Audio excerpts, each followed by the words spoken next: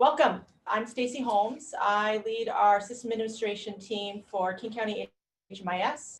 My colleague Danielle and I are often the ones in front of you doing trainings. We continue to host topic-specific trainings and then host our monthly office hours. We continue to do this dual audience. So for those of you who haven't been to one of our trainings, we have you, the in-person audience, and we have our online audience. And it's often 50-50. I'm not sure how many people we have on there now. 22. So right now we're about half and half. So I am going to get us started, and then Danielle and I will swap places. This HMIS for program managers, it was intentionally forwarded to a lot of folks who may or may not be in HMIS on a regular basis, because we know that sometimes there's folks in the program manager role who may be required to utilize HMIS data, but not know what to even ask for from staff who are running reports. So some of you might be in those situations. Some of you might be HMIS leads. I recognize some of you as HMIS leads. So you're in HMIS all the time. Some of you may be entering data directly. So we're trying to speak to that whole range of audiences. This is a very report-centric conversation. We want to run through a number of reports. And so we're going to start high level, knowing that several of you are not living and breathing HMIS and HMIS terminology. So at the high level, just as a reminder for what we're talking about, HMIS is shared throughout the whole continuum of care. That means that we've got this many 800 users, 80 agencies, 600 projects. So there's a lot in there. We share all that client data across all the agencies. So the only thing that another agency can't see from your agency are case notes. That's the only thing that's not shared within the continuum of care. The HMIS adheres to all the federal data standards, plus then there's a layer of local elements that we have built in there as well. So almost every element that you might be trying to analyze and pull reports on has a data dictionary element that goes with it. So there should be no interpretation by your staff of what does it mean when they're asking this question. There is a manual that says what it means for the federally mandated HMIS data standards. And then, like I said, we include some local funder requirements in HMIS as well. So examples of that might be the diversion initiative that you hear about. So there's diversion services set up underneath some projects now. There's a couple fields that we all fill out having to do with what city somebody lived in last, or what city they may be going to when they exit. You won't find that in the data dictionary. That's local to us. There's a vehicular residence, was somebody living in their car or van, that's also not in the data dictionary. But there's very few of those. Almost everything is part of the HMIS, the federal data standards. And then we also have a piece that's part of HMIS that some of you are familiar with, which is coordinated entry. There's some data standards that are starting to be developed around coordinated entry, but right now that operates a little separately than the typical HMIS enrollment services area that most people are familiar with. I wanted to, even though this seems very basic for some of you, I wanted to talk about a few terms since we talk about these things with regards to reports. Client profiles, that's that first screen that everybody creates. One client gets one profile, ideally. Sometimes there's duplicates, and then we merge them if we find them. That's the thing that you all share. You know, if you create a client profile, then you search for it, find it, and add your enrollments, right? We all share those client profiles, and that is where all the demographics gets pulled from. Program enrollments, that's what mostly gets counted in reports. When you're talking about how many clients we served, usually you're talking about how many enrollments did we enter into the system for that client, that they entered our project or they exited our project. And that's those screens that we're often reaching out to agencies about all of the data elements that we're interested in. You know, what was their living situation, because that helps determine chronic homelessness. Where did they exit to, because that's sort of calculated as part of program outcomes. So that's all within what we call the enrollment, entry and exit data. And then services, when we're talking about services in the context of HMIS, it's a very specific data element that lives underneath that enrollment. So a project has an enrollment, they may or may not have a standard set of services that they also have to enter for that client. So sometimes we're talking about, well, what services, that's a term that gets used a lot. Obviously, sheltering somebody seems like you're giving them a service.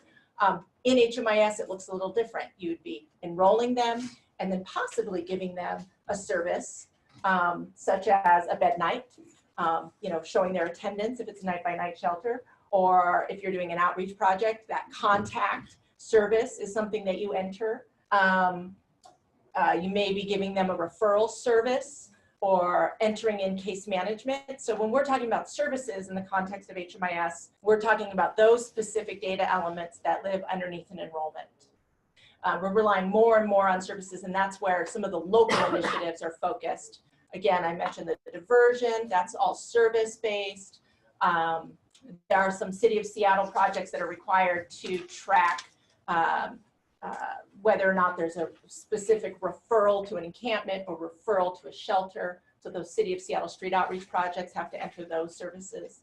And then the coordinated entry for all program openings and referrals. So that's another element that we'll talk about in reports when I hand it over to Danielle.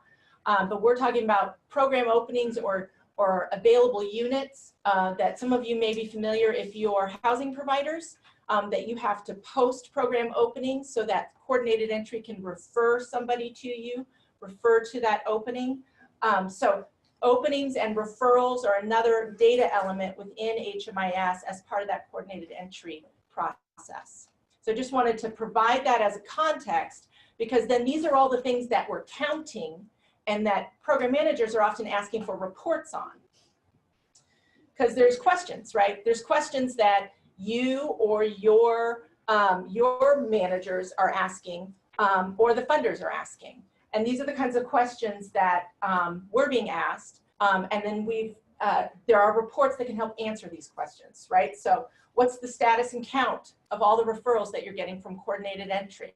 You know, how many have you been receiving? How many of you accepted? How many of you denied? Who are we serving and what are their outcomes, right? And we count those people by all their enrollments. That's how the people we served. And we know their outcomes by where they exited.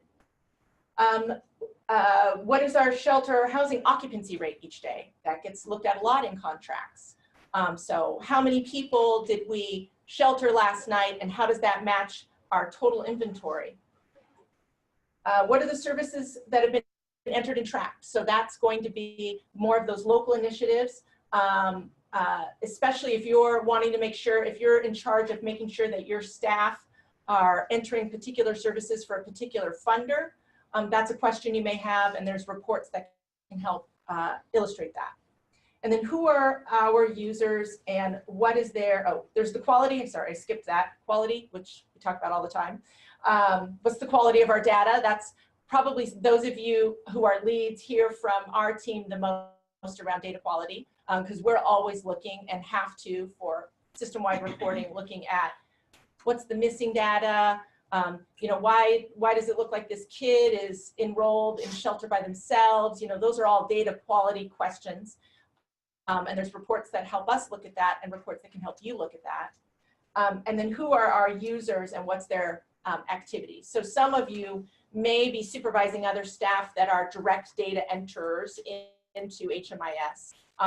Your HMIS lead at your agency, everybody has a lead at their agency, is in charge of looking at and monitoring who is using HMIS at your agency, and whether or not we need to deactivate them if they're no longer needing access, or whether or not, you know, they've left the organization, or if there's any questions that come up. That's another piece of looking at HMIS data, is our access, our protection of client privacy and security, and so monitoring the 800 users that we have across the system. Okay, Are there questions right now at this level of context? So when the lead monitors the other individuals in their program, other than the email that we get, the data email, can you talk to us about how else we would monitor? Well, and Danielle will go over that report briefly as well, but that is a report. The report that you're talking about is one that you can run. Oh, okay. Yeah. And so, and then also your agency has a security officer, which may be you or maybe somebody else. And so that is also looking at who has access and is their workstation complying with all the security standards as part of the checklist. So it's more just being aware of their workstation monitor. Right.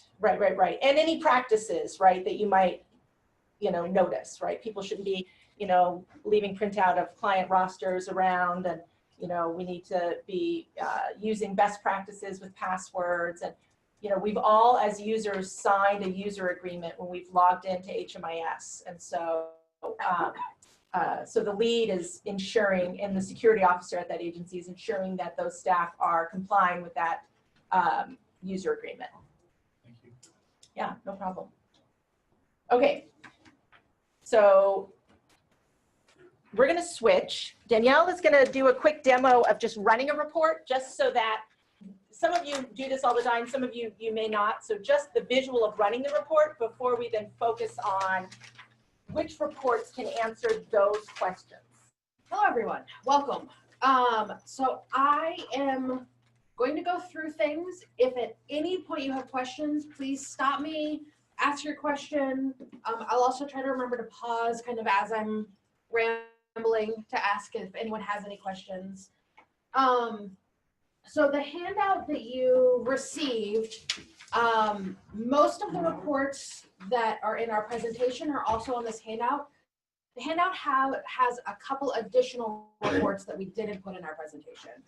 And then as you look at the back of the handout, we gave you a cheat sheet for where that report lives in the report library, and which will make sense in a moment as I go through the demo.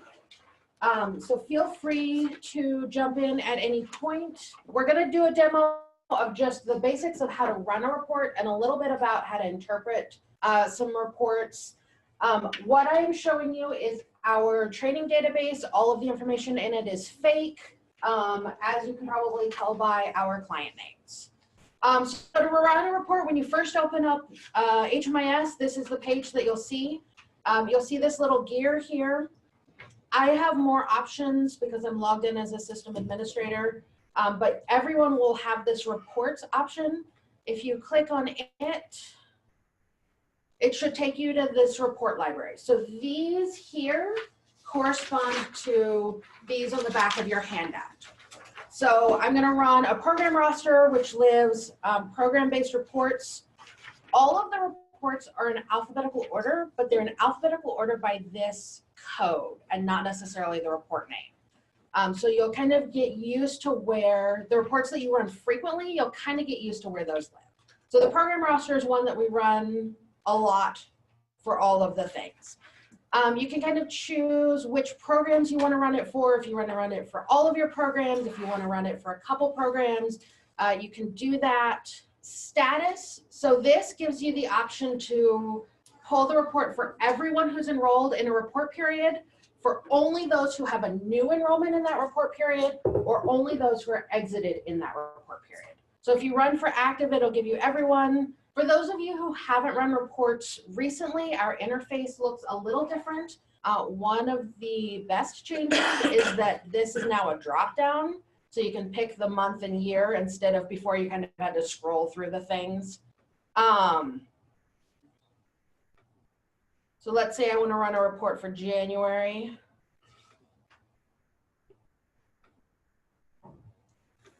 And then report output format gives you several options. So if you want to look at a report and kind of dig into things, some of our reports have drill downs, which means if there's a number there, you can click on that number and it will give you a list of clients. So if that's the kind of analysis that you're doing, web page is your best option. If you need to do things like sorting and filtering, and if you want to pull it into Excel and do some analysis, Excel is your best option. PDF basically takes the web version, but prints it out as it gives it to you as a PDF. So it's pretty when you print it. So you tell it to run, it thinks a moment. So it'll tell you, you'll get this box that tells you that it's running.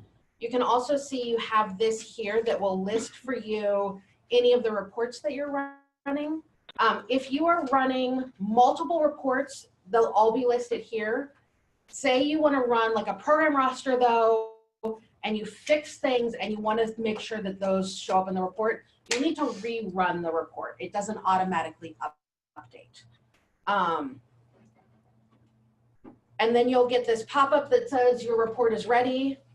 So you can open it here, or if you happen to ignore that box, you can also open it from your report queue.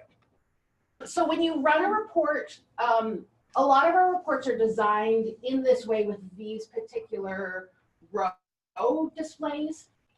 These top two clients you can see are individual enrollments because there's lines in between them.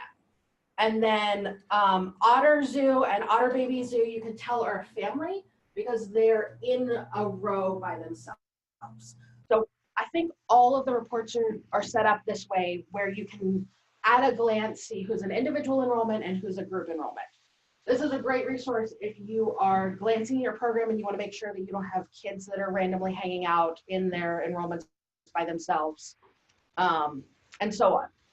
Any questions at this level just about running a report? So as Stacy mentioned earlier, our presentation is very, very report centric. So we're going to go through different chunks of reports. If you look at your agenda, this is kind of the order we're going to go in. We're going to talk about program referrals. We're going to talk about activities and outcomes. We're going to talk about demographics. We're going to talk about services. We're going to talk about data quality. And then we're going to talk about client or staff kind of data entry standard type things. And then at the very end, we're going to have some discussion time about tips and tricks that you have kind of learned in your time as a program manager. So getting started, program referrals. So this is the referral statistics report. This shows you information about any pending or pending in process referrals your agency may have. It gives you an idea of how old those referrals have been pending or pending in process. So if you're receiving referrals from coordinated entry, this is a great report to look at to just make sure that the referrals are being processed in a timely manner, to make sure that there aren't any that are hanging out that you're not aware of. It also lets you know completed referrals. So this is how many referrals have come into your program and have clients who have been enrolled as a result of that referral. Denied referrals, and then just under that gives you kind of the most common reasons for denial. And then it gives you a breakdown of your programs. So pending in process, completed, and then denied based on program. Any question about this report? If you notice kind of as we're going through some of the reports, we've done specific spotlights in our newsletter. After our training, we'll send out this slide deck and it will have these links in there. So if you want to know more information, or you're like, ooh, what was it that I was trying to remember about this report? Oftentimes our report spotlight will have it. So in our slides itself, you'll have the link to the report spotlight. So this is telling your story, activities and outcomes. This is the program roster. This is the report that I just ran, that I demoed. This is the report that we use, that we refer to people using all of the time. I would say this is the report I run most frequently. This gives you a snapshot of who's enrolled in your program, how old they are, how their enrollment date, their exit date, how long they've been in your program. One thing to flag, this assessment here is actually the status or annual assessment. It doesn't refer to like the CEA assessment. So for your programs, the expectation is that they have an annual assessment on the anniversary of their enrollment date. So this will kind of give you a quick view of who has had at least one or two annual assessments. Any questions about the program roster? Or Stacy, anything you want to add about the program roster? No, I was looking to see. Nope, we've got, nope. No, it's a go-to report. And if you're not running it on a regular basis, I would encourage you to. Yeah. And like I said, this is also the report that we use kind of at a snapshot to see if there's any enrollment issues with the individual versus group enrollment. So if you glance and you have a child here, age of entry or current age, but they're on their own row, that will tell you that they have an individual enrollment where they should have a group enrollment. And if you run across that, that's something that you can reach out to our help desk and they can connect that household and make it a group enrollment. The Seattle King County Program Outcomes, this report, this is the report in its current iteration. It is in the process of being updated. We have a very thorough report guide on our website that takes you line by line, field by field, and tells you exactly what the report is measuring, because some of it isn't super intuitive. I will chime in and say, so those of you who are funded by City of Seattle are probably very familiar with this report, or you may have other folks in your agency who are, because the City of Seattle, you know, builds contracts around outcomes that then are reflected in this report. But even if you're not funded by City of Seattle, this can be a helpful report.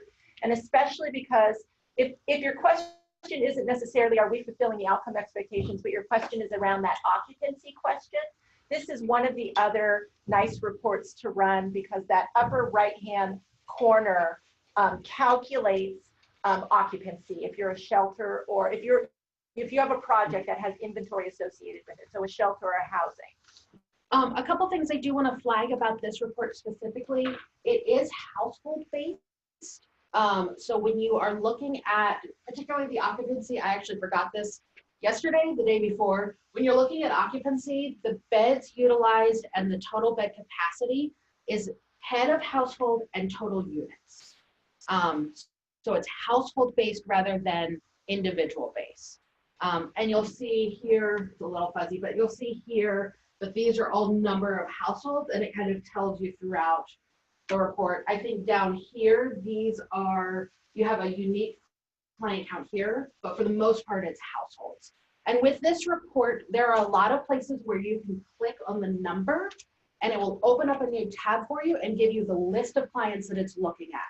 So if you run this report and you're looking at household exits to a temporary destination, there's 9 here. If you want to know exactly which 9 clients it's looking at, you can click on this number and it will open up a list for you and tell you which 9 clients it's looking at. So that way, if there's a discrepancy and you're like, no, that's not right, you can actually go and look at those 9 clients and see what the issue is. The percentages don't have that click option because it's just a calculation in the form. But a lot of the other places you can click and actually see what it's telling you. Any questions? Any questions from our online audience? Perfect. This will give you, so this is the service summary. This will give you a count of services provided in whatever your report period is. So all of these reports are based on that report period that you first enter when you run the report. So it gives you information for that period. You can run it for a day, you can run it for a year, you can run it for several years. So each of the counts is dependent on that report period. And at the top of each report you run, it will give you this date range. So like this report was run from the first of the year to the end of February. And in that time, this education service was provided to 2 clients. Total number of service was 2 and service days is 2. And the service days, if you see a variation in there, it may be that the start and end date of the services is more than 1 day. So typically it's just a 1-day service. But sometimes you do, like if you're giving rent assistance, it may be a full month or however you track it.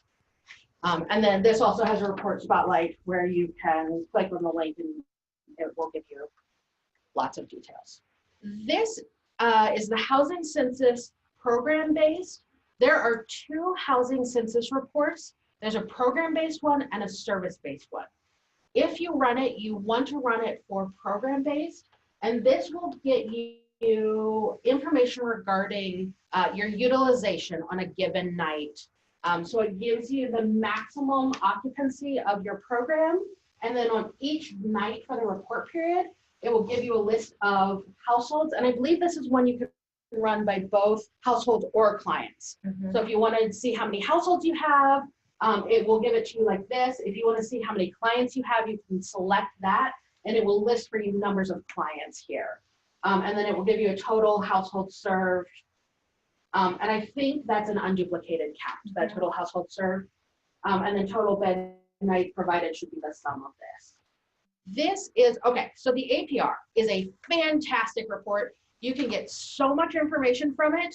It's like 20 pages long. So we're not gonna go through all of the things today. We just want to highlight that it is a fantastic report. It gives you information about data quality. It gives you information about the universal data elements, which are those data elements that are required by HUD. It gives you counts, it gives you assessment counts, it gives you all of these things. We actually did a training just on this one report. We spent an hour and a half talking about the report. If you see in the slides, we've actually linked the recording to that training here. And we went section by section, line by line through the report to give an overview of the APR. Some programs I think are required by funders to run this. For those of you who aren't, this is still an awesome resource. And this is also a program that has drill downs, right? So if you are looking at the number, this top line number of people served 35, and you're like, wait, that doesn't seem right. You can click on it and it will actually give you the list of the 35 people that it's counting. We also did a report spotlight on it. So both of those links are there. Yes, this is a great report. It will take a while to review, but we strongly recommend it. Yes. Just on that, can you select the date range, or is it like a calendar year? You can select the date range. Like if I wanted to know in the last week how many people did I serve, I could run the APR for a week. It's designed to be run for a year. I think there's a couple measures that are that act a little weird if you try to run it for a week, but you can actually physically run it for a week. Yeah. Any other questions? None from our online. Great. Okay, client demographics. So this client demographics report has very pretty pictures, very pretty charts. So this is a great report if you're doing like funding things or RFPs and you need a pretty picture. This will give you lots of pretty pictures. So this client demographics report will give you a breakdown of the demographics of the clients you serve. You can run it for all of the clients you've served in a given time period. And you also have the option of running it just for veteran clients that you have served in that time period. It also includes chronic homeless status, which lives so this is the order the report is. So it actually stacks this way.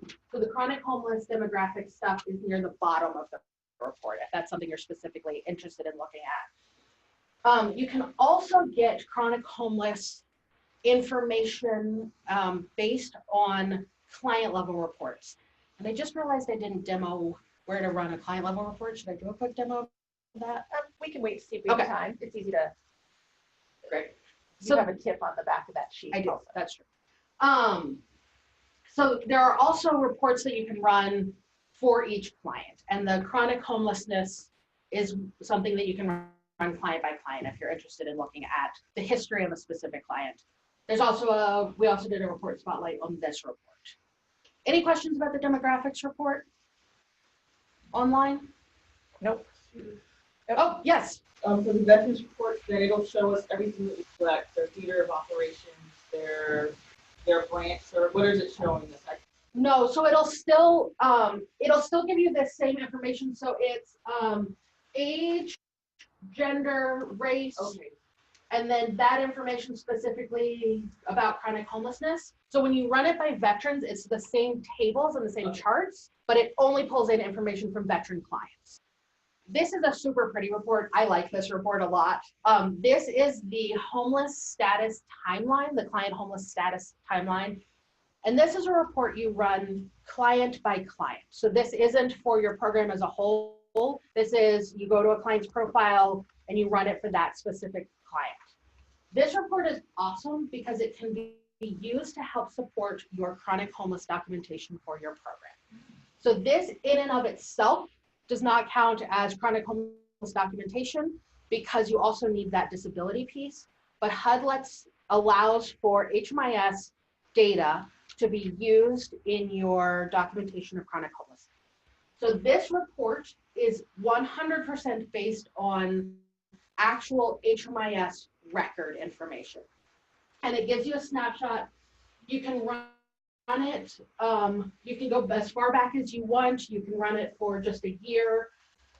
It gives you this wonderful color explanation here. And it gives you kind of a yes or a no, an overview, a summary at this top line of yes, this person, based on enrollment information, service information in HMIS, yes, this person was homeless in this month. So this gives you all of this information. So like this client, these question marks here is the system couldn't quite determine. So that's where you would need to do some additional research, get some additional documentation. But these these green ones here are ones where based on HMIS records, so like they're enrolled in a shelter or they had an outreach contact with a street outreach program. These are where the system has determined that the client is homeless in that given month. It gives you, if they're enrolled in a permanent housing program or transitional, it gives you the move-in date and then a no, right? So this client was homeless, maybe in here, yes for sure in this green section, and then no at the end of 2017. So it gives you this very pretty picture and can also be used as part of your chronic homeless documentation for your programs. Any questions about that? That's one that we do have a detailed guide that's linked there. Yes. There's a few companion guides that we've created, and this is the report that has one because it can be complicated until you get used to reading it. And so it's nice to have that guide to help figure out what you're looking at. Yes, and the report that complements that one is this one, which is the client enrollment details. So this is the client reported information. So this is when they come to your program, they say, yes, I've been staying in an emergency shelter for the last 6 months, but say that shelter's in Snohomish County or is an HMIS participating or something like that. This gives you kind of a snapshot guide of where to ask for more information, right? When you're looking at your chronic homeless history, this is what they have reported in the past regarding their homelessness. So the report guide for the previous report and this report are together and are available on our website. Where is that self-report information pulled from? It's pulled from that enrollment screen. So when they do an enrollment in a program, it asks, where did you stay prior? So it pulls from that section. It also pulls this down here, this housing move-in date, exit destination, is data that it pulls based on the enrollment on the line. So these last couple columns are HMIS data, and then everything else is client report data. Which is collected in HMIS. Which is collected in HMIS. This is, yes. So this is program collected data, and then this is client reported data, which is also program collected, but yes. Questions about those two reports? Telling your story services. This is also another report that I really like. This is the program linked service review. So this is great if you have an outreach program, if you have a program where you're providing providing diversion services.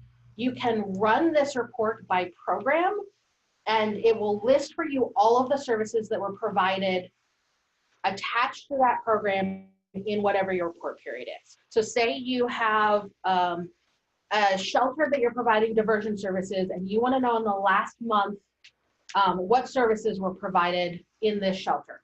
It gives you this entire Excel spreadsheet of all of the services that were provided for anyone enrolled in that program in that report period. And I think this one only has an Excel option. So it will run and give you an Excel file, and then you can sort and filter and do all of the fun analysis things in Excel. We have a report spotlight on this one as well.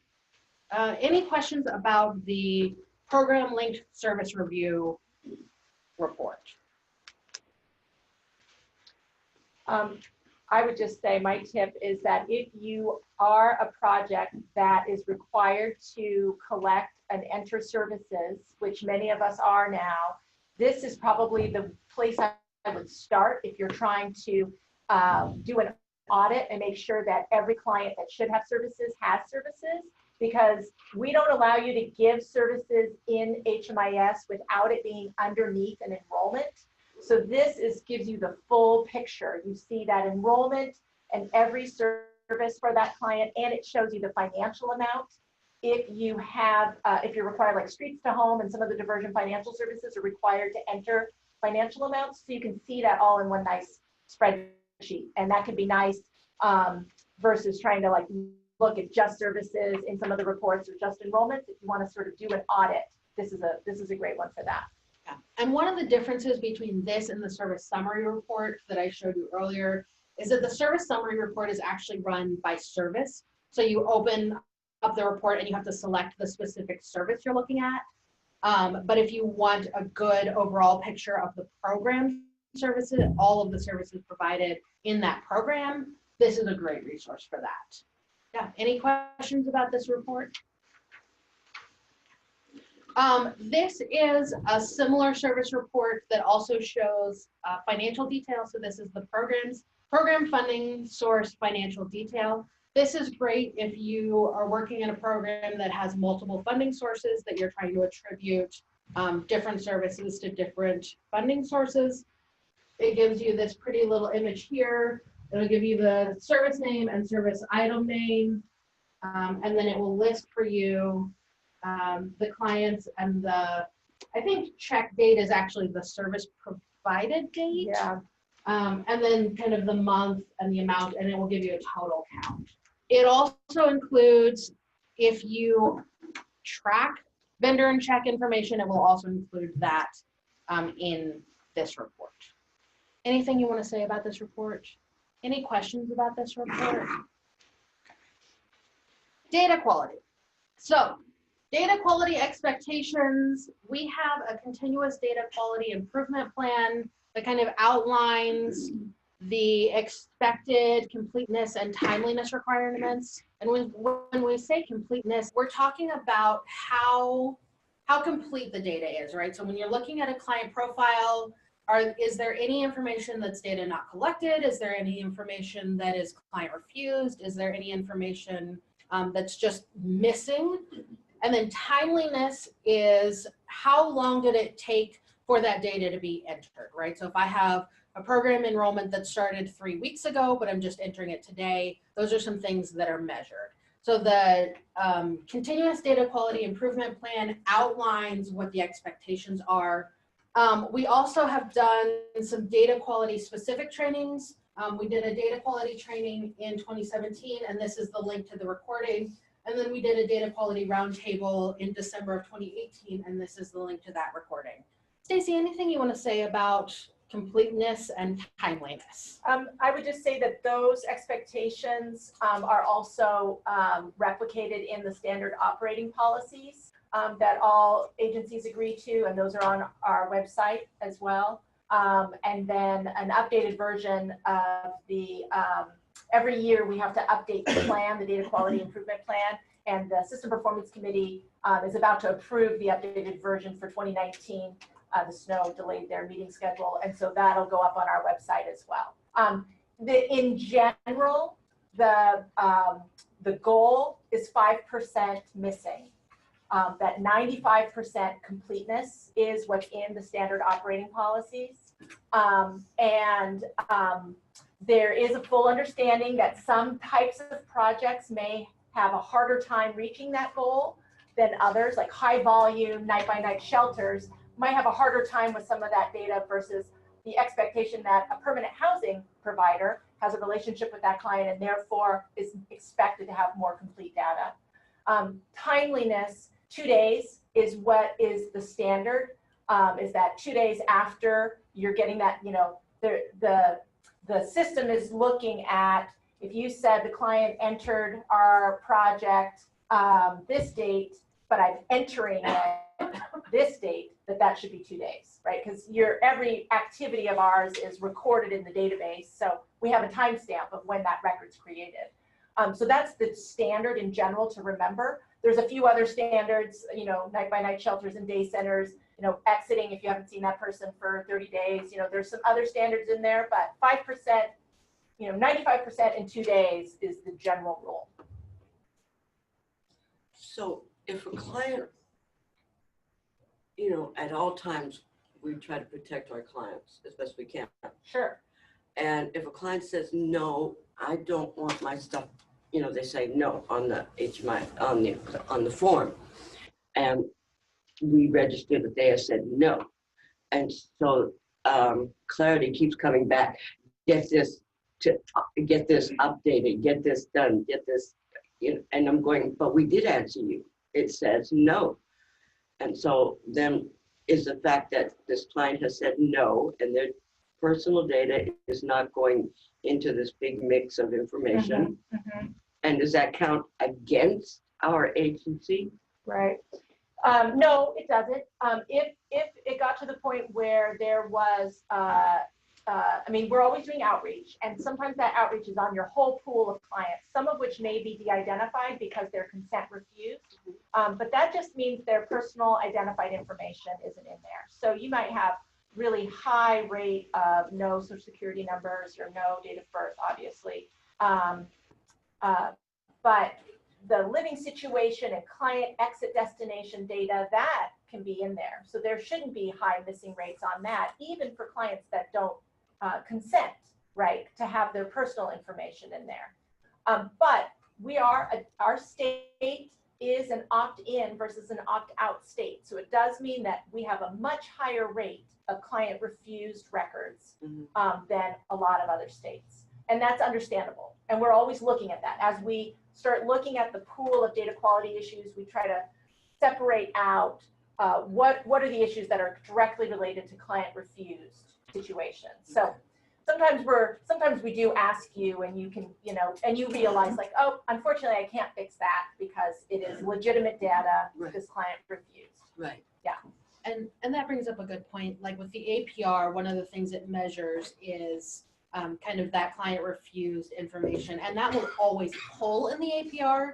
The important thing when we're talking about it, when funders are talking about it, is can you tell us why this is missing or incomplete, right? If it's the client declined consent, that's understandable that it's a missing, as opposed to it actually legitimately just being missing, right? So being able to make that distinction. So the questions may still come. It's just a matter of making that distinction of this is actually missing data, or it says it's missing, but it's that the client refused. So being able to make that distinction. Any questions here or online? Nope. Okay. So this HMIS data quality report mirrors the top section of the APR. So it's a little shorter than the APR and has the specific data quality measures with it. We do have a report guide for it that will take you item by item. We'll tell you what it's measuring. This is kind of a good snapshot of data quality. This table here, which is kind of hard to see, I'm looking at Q2, gives you a count of like client doesn't know, missing information, and data issues. So So those things will still pull in the report, but these are ones where you can click and make sure, right as you're skimming, all of those clients should say consent refused or client ID number refused. So if you see an actual identified profile on this list, that's one to look into and make sure that all of the data is complete. Comments about? Yeah, it's just HUD, this is based on HUD data standards, and client refused is an error according to HUD. But we know then as you look into it, right, is this really a consent refused issue or not? Program details report. So someone asked earlier about the veteran information. This is one of the reports where you can run and then filter and analyze if you're interested specifically in veteran information. So this program details report, you can pull by all client information on the entry screen, all client information on the annual or status assessment screen, all information on the exit screen, or all of the screens. So you have various options of what you want to run. This exports, I think, only to an Excel file. This is a big zip file. Yes. Yeah. Yep. And then within the zip file, it names the workbooks by the screen type. So it'll give you like entry screen. So it pulls it as a workbook for each screen type. And this is one where if you're looking, we have it under the data quality section because it's a good one if you just want to easily skim all of your clients and see if there's any gaps that you see that shouldn't be there. But it's also helpful for things like you want to see veteran information and you want to be able to filter and kind of sort by field of operation and all of those things. This is a good report for that. We have a report spotlight that goes into a little bit more detail on it. This is a handy report if you want to have just a really big picture of clients and client information and all of that. It's one of the only reports that you can really see the local fields. So if you want to do an analysis of the cities that are getting entered for your clients, of where they came from or where they're exiting to, or the vehicular residence questions of people, exiting to living in their car or coming from their car. This is one of the only reports that would show that data so that you could pull that and analyze that. Yeah. Because it's a local, not a federal data standard. Yeah. Monthly data dashboard. So for those of you who are HMIS agency leads, this dashboard may look familiar. This is something that the system admin team sends out once a month. That gives you kind of a snapshot of data, missing data stuff. Stacy, is this one that goes out just by agency or is this the big, all of the agencies? This is go out? all of the agencies. So this actually has all of the agencies and kind of gives you, so it tells you up here, the filter, what program type it is. So this is emergency shelter and safe haven.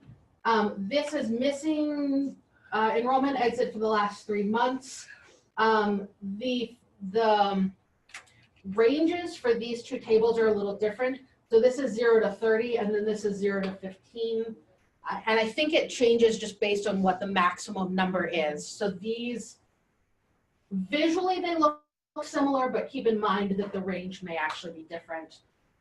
This will give you a total count of missing exit destination and missing gender. And this is one that, like I said, gets emailed out to agency leads. Anything you want to add about this?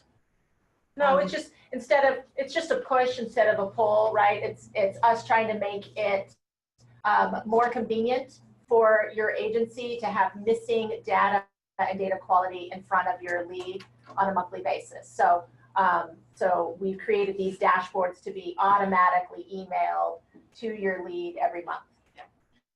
And one side note that's somewhat related to this that I wanted to flag, one of the outreaches we do is missing ROIs.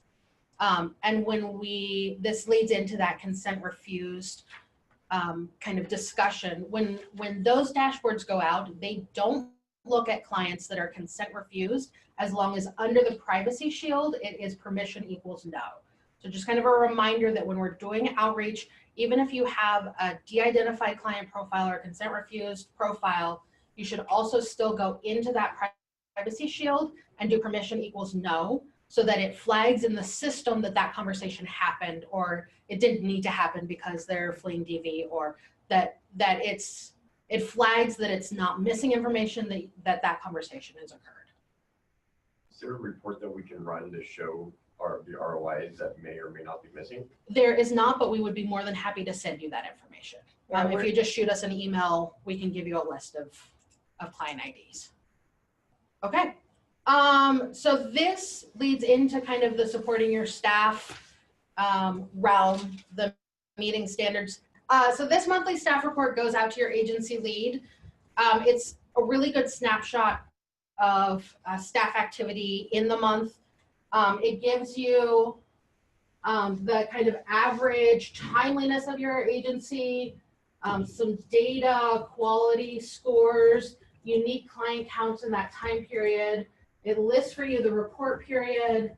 It gives you some definitions, and then we cut this off, but it will give you down here a list of information for your active staff. So it will list each HMIS user, unique clients, new clients, the timeliness for that user specifically. So this is agency-wide, and then this one is specifically for the staff, and then data quality percentages specifically for that user. This report, like I said, is one that gets emailed out to, well, as Stacy said, gets emailed out to the agency lead, but this is a report that you can run at any given time. This is one that lives in a weird section, which we've kind of noted on this back page.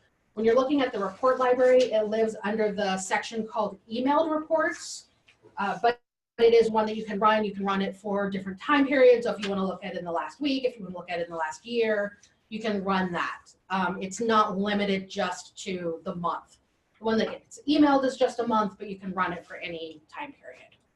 Any questions about this report? No, but there was a question about the dashboard, and I've answered it here, but I'll say it out loud. The question was whether that dashboard could be created automatically to be run internally to do report for missing data. So if your agency has somebody who's usually your agency lead or some other one designated person with data analysis tab access, then yes, we can help you figure out how to use that to create some queries, missing data queries, to be able to run those ad hoc versus waiting for that monthly dashboard to be sent. So that concludes our ridiculously fast run through of all of the reports.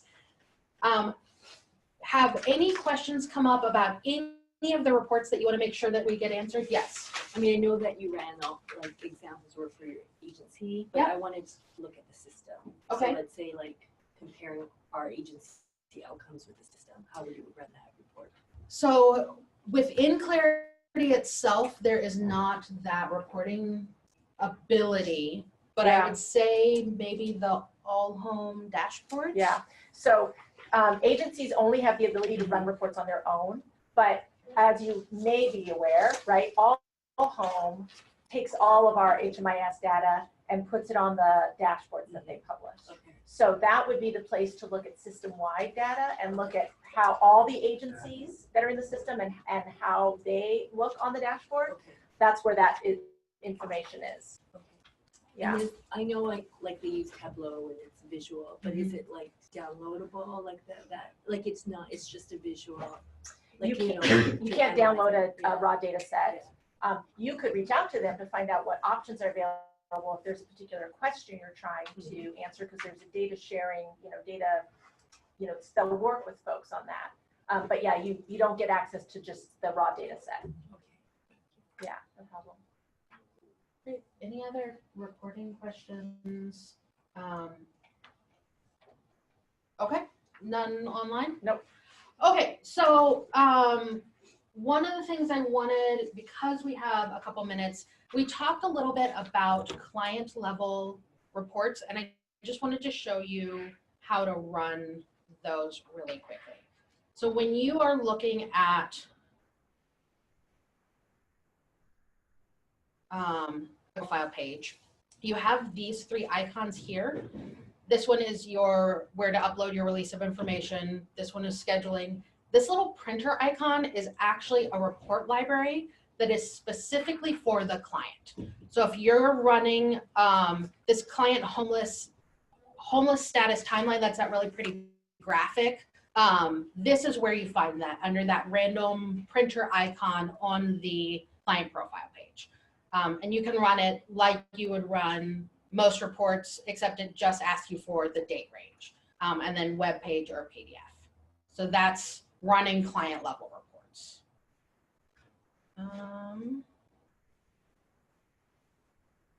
Great. So then we wanted to take some time to hear from you. And we wanted, instead of just talking at you about all of the ways that you can use HMIS to improve your programs, to manage your programs, we wanted to hear some things from you about how you've used it, how it's been helpful to you. This is kind of our overall question, but if we go a different direction, that's totally fine. So the question we have is, if you could pass on one tip to a brand new program manager about how to most effectively use HMIS for their program or for their agency or services or processes, what would it be, right? So you're training someone brand new. What's one thing that you found super helpful that you would want to make sure that they would know, or something that you wish you had known when you first started?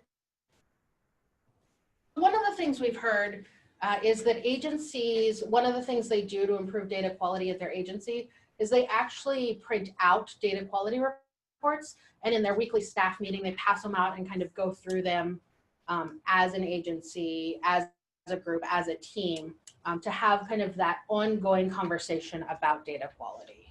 So funny, because somebody just posted that here. They said, run the HMIS data quality report every month, correct, fill in missing information, saves you from having a ton of data cleanup at the end of the year. Yeah. Somebody else, another tip is to look at equity issues relating to how many exits per demographic. Oh, interesting. So for different demographics of client populations, looking at where they're exiting, what are their exit destinations. Anything else that people do kind of consistently in terms of reporting to manage their programs? We have to keep a roster of HMIS IDs affiliated with our clients, including family members, because again, like with those ROIs, especially with the redesign of 2019, it's like all or nothing for a family. So when we get those reports from you guys about those missing ROIs or whatever, a lot of them end up being de-identified. Right. And so if we are able to get ROIs in the future, or we need to update information, someone that may not have HMIS access may not know that that's client ABCD134. They're like, that's Tom Collins or whoever it is. Right. And then we're like, there ain't no Tom Collins. So I think that's really important. However important these guys is. Right. That's really important. So for the folks online, the tip was keeping good tracking records of that HMIS unique identifier, especially for those clients that have de-identified records in HMIS, but may be identifiable within your agency. And then for those of you who may use an internal database that also have a unique client ID, you can actually use that unique client ID and put it in the alias field of the client, because it's still not identifying information. So you can also have your tracking sheet and your track in that manner as well. Yeah, the only caveat is that if you for some reason have identifying information that you use to create your internal identifier, like last four of the SOCH and the first two letters of their name, don't put that in the de-identified alias field. Yes. We forget sometimes that's how we create. I've got some more from our online folks. Review the outcomes report with our team every month. Note strength and challenge areas and strategize together for how to improve. Another one is, if I had a tip, it would be to set up an orientation using HMIS like a webinar as this one, to walk people through the steps of what entering the data and running reports looks like. Yeah. And we can do that. If your agency lead wants to provide some sort of how-to for new staff, we can help set up one of our a training account for that person on the training site, so that you don't have to use the live database, especially if you have staff who you're doing orientation with who are not yet HMIS users. So on a limited basis, sort of one person has that responsibility, and with the WA train, we can do that. And then one super cool change kind of more recently is that previously the new HMIS user training was like a one-time, like once a week and in a scheduled time. It's now available online whenever. So if you have users that want to go back and review things, they can do that without needing to schedule a specific time to do that. And then before we part ways, I'm going to show you several of my favorite resource pages. Are there any other tips that you would share with other program managers? I'm curious, how many of you are asked for HMIS data from other people in your organization, like for grants or to report to contract monitors? Or, okay, we've got in the room, we've got a few folks raising their hands. And I'm not sure, we probably, oh, some folks are online saying all the time. So hopefully, I mean, obviously, the reports that Danielle walked you through does not represent all of the reports that you could run in HMIS. There's many more in the library, and you should poke around and explore. But we think these ones are probably the most valuable for answering those questions. And your questions may be a little different, but hopefully those help answer some of those questions.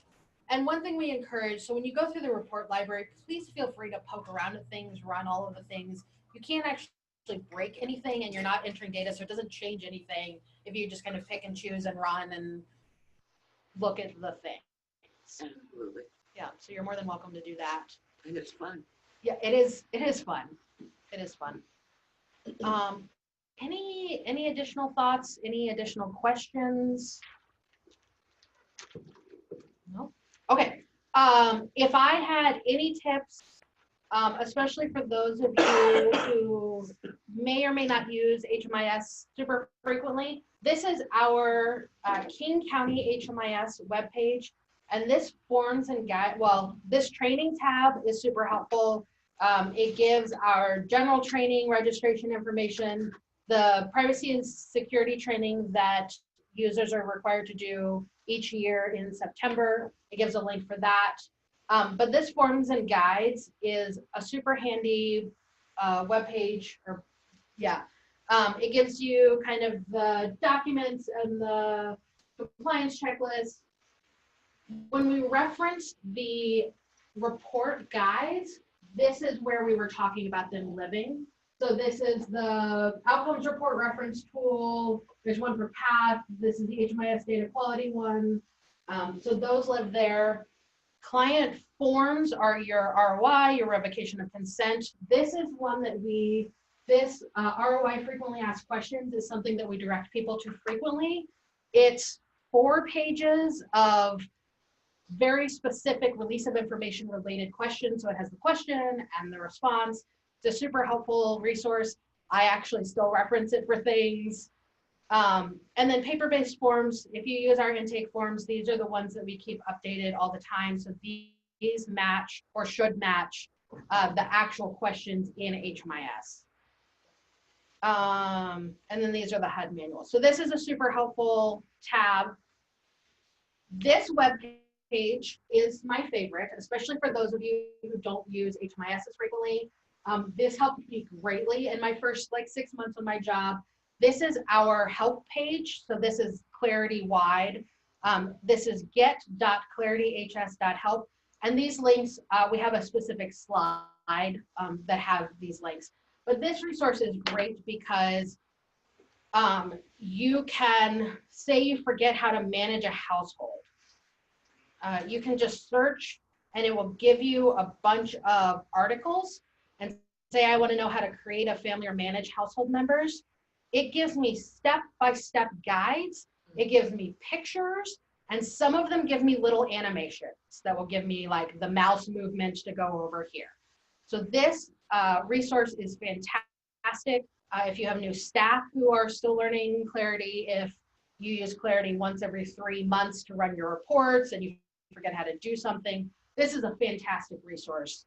And it's one that I continue to use.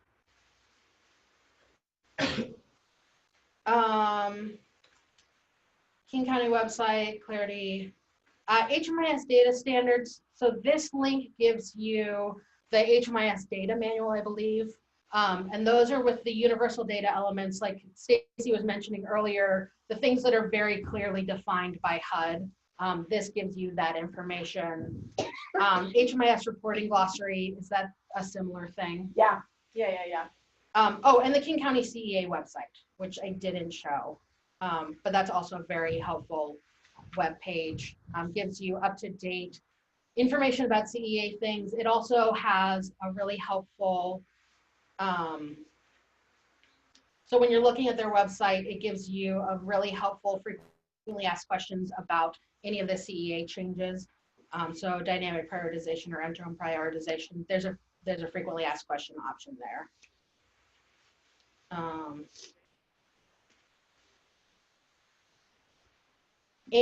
And are we gonna? Yeah, unless wrap there's, up?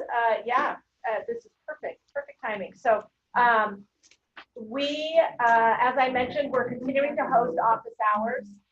We'll have, and then sort of almost every other month or every third month, we have a topic-specific training, and then we also host the quarterly meeting with your agency leads. Here's what's coming up next. Unless there are, I mean, we'll stick around if you, for the, you know, we have the room until 11:30, so if anybody has individual questions, happy to field those. And we hope that this was helpful. And if anybody has any last-minute questions online, we'll keep the chat open. And then one or two more final things before we wrap up. Like I mentioned, we do have a services training next month. It's going to be super helpful. If you did not sign in, please make sure that you signed in.